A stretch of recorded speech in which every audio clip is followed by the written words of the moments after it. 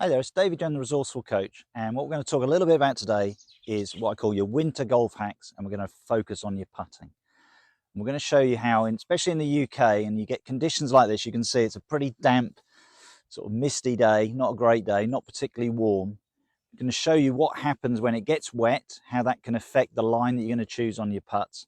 We're also going to go through my green reading method very, very quickly to understand how it will make the decision on where you're going to aim and how hard you're going to hit that putt. So where does my green reading method start from? Always for me, whenever I look at a putt, the first thing I always want to do is go and look at the hole, and I work out from the hole. If you've watched my video before, and if you haven't watched my green reading, full green reading video, I sort of imagine the holes filling up with water, and I think, where's the water going to run? So I'm looking at this here, and I think, right, the water's going to run down here. I'm just going to use the flag stick to show us that. So we're just going to put the flag stick at this angle. Okay, everything we're going to now do is relate to that flag stick. And I think that's the important thing to understand. When we're hitting these putts during this lesson, everything's going to relate to that. The hole isn't going to move. So relative to that position, that's where the ball is always going to run. And we'll just confirm that with a putt. So I'm just going to go literally at the length of my putter. If what I've said is consistent and I'm correct, then that should be a dead straight putt. And that's your best way. Go and find, if you're working on your green reading, do what I've done there, find that low point, just do a couple of putts from 3 feet, and if they roll straight in the middle of the hole, you now know you've found the low point. So if we were to flood this green all around this hole, everything would run towards where the flag stick is. And this is now our key thing, because if now that's a straight putt, it's got to be a straight uphill putt, because that's where the water's going to go. Okay? And if we were this side of the hole and the green was consistent, this should now be a straight downhill putt. So think of a clock face. 6 o'clock is the low point, 12 o'clock is the high point, and then we've got the two central positions. We've got 3 o'clock over here, 9 o'clock over here. So now we're going to start to look at those positions and work out what's going to happen. So relative to that position, if I'm below the 9 and 3, so the 6 o'clock side, that has to be an uphill putt. Doesn't matter if you're 8 o'clock, 4 o'clock, 5 o'clock, 6 o'clock, it's got to be an uphill putt. And if you now get the high side, the 12 o'clock, so you're 1 o'clock, 11, 10, they've got to be downhill putts. So straight away, my brain is working that out. So for example, if we put the ball in a situation where, say, we're over here, we'll put it in line so it's nicely with the camera, okay, in that position. Okay, let's put it just slightly this way. I now know, because I'm not quite at right angles, that would be the right angle. That's around about what I'd call 8 o'clock on the clock face. That's 6 o'clock. This is now 8 o'clock. So this has to be an uphill putt. Now here's the second part. Because I'm on this sort of quarter, as I call it, between 6 and 9, the ball is going to turn to the flag stick. So everything's going to move that way. So I now know this is an uphill left to right putt. If I was in that quadrant, it's got to be uphill right to left. Now I get the high side of the hole, say 1, 2 o'clock, that now has to be a downhill right to left. And if I was in this quadrant here, it's got to be downhill left to right. Okay, so again, as I said, please go and watch my full video on green reading and you'll get that idea. So we're going to look at a couple of things here today. In these conditions, what you can do to help you to hole more putts in these conditions. And the biggest thing that's going to happen is the ball is going to break less. And there's two reasons for this. Now, what do I mean by it's going to break less? Very rarely, unless you're on that straight putt, are you going to aim dead straight at the hole. The ball is going to turn towards the low point. And we'll go through very quickly my green reading method. But on a day like today, where two things could happen. One, it's winter. The greenkeeper may just cut the greens a millimetre or two longer because we might get frost. It just keeps the greens in better condition. And two, the wet conditions, that's going to create resistance to stop the ball turning. And that now could affect your putt by as much as 20% of how much break you're going to get on your putt. It's going to be 20% less. Anytime you're hitting a putt and it's slow, there will be less break than when you hit a putt with speed. So generally on our uphill putts, there will be less break than the corresponding putt coming down the hill. Okay, and that's because if you hit it down the hill, you've got to hit it softer, so the slope will have longer to affect the putt. Now in these conditions, we can look at that, okay, and realize it's probably going to break a little bit less. So let's go through my green reading method. We found the low point. There's our ball. 1, 2, 3, 4 paces away from the hole. Slope isn't severe. It's probably what I'd call an average slope.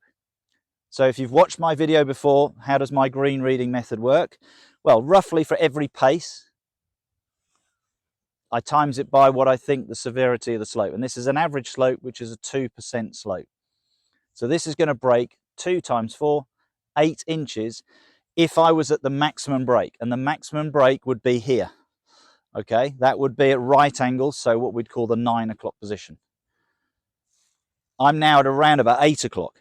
So through my method, that's going to break about 75%. And again, I keep mentioning it, but that green reading, at the end of it, it gives you a grid showing you how much it's going to break. So 75%, 3/4 of 8 is 6. So this now is going to break 6 inches if it was a nice dry green, summer green.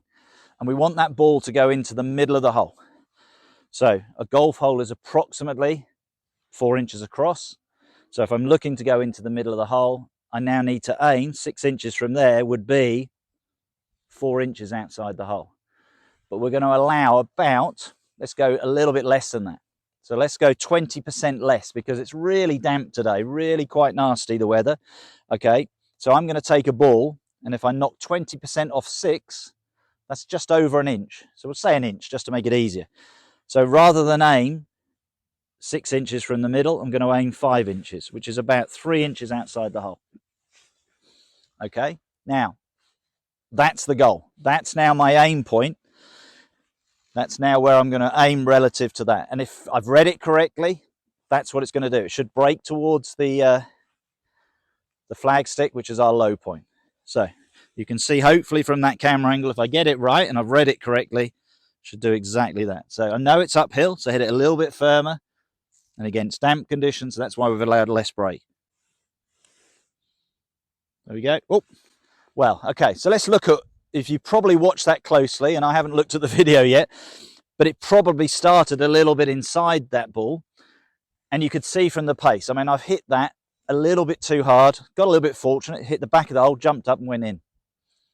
So we can look at pace and how important that is. If I'd hit that probably dead weight, would have done well to probably catch the edge of the hole. But because I hit it a little bit firmer, because my brain was saying wet conditions, hit it a little bit firmer, it held the line, bang, we're in the hole. And this is the big thing. People would look at that putt and go, oh, you've hit it way hard. Oh, that if you hadn't held it out, you'd have gone miles past. We don't know how far that would have gone past. It's in the hole. You watch Rory McIlroy chip in or hole a putt from a long distance, it backs the back of the hole and jumps in. You don't question it. You just look at it and go, wow, what a putt. So that's the idea, what we're looking at. Now, we've had a few golfers come out here, and you might start to get this sort of dampness on the ground situation where you might get some marks left on the ground. Use those players' balls as they roll across. You might see a mark in the dewy ground. Because we've had a few players go through this green this morning, their feet have been, it's not really that clear to see. So what I'm going to do, we can see an area over there where that isn't the case. We're going to just do a couple of putts, regardless of the hole, and just show you what I mean, that you can use that to help you as you putt. So I'm just going to do a couple of putts here and just putt it along the green. Hopefully you can see on the green the water that's sitting on the green from the dampness that we've got. And if I just roll that along the green, the ball is starting to make a mark in there, okay? And you can see we get to about here, there's now a mark left on the green. So if you arrive at the putt and maybe you're going back towards the hole and you can see a ball arriving and stopping near the hole, you're getting free advice. And that's a key thing when you're playing. Use these conditions, okay? What you can see is how that ball was rolling across the green. It would give you some sort of feel of what your ball's going to do. Now, obviously, if you see the mark and it's whistling past the hole, ignore it. But if it looks like the ball has stopped near the hole, free advice. It's got to be a good thing. Use your playing partners as well. Wherever they're putting from, the ball is always going to find the low point. Back to our flag stick idea. So again, watch their balls. If they're all going towards where you think the low point is, if they get the speed right, perfect. Doesn't matter where they're putting from. They don't have to be on the same line as you. They can be putting from a totally different angle. But if you see the ball find that low point, it's giving you feedback. So look at what we've said today. Look at the putt. read the green, find that low point, realize what's uphill, what's downhill, what's across hill, and realize where you are on that clock face.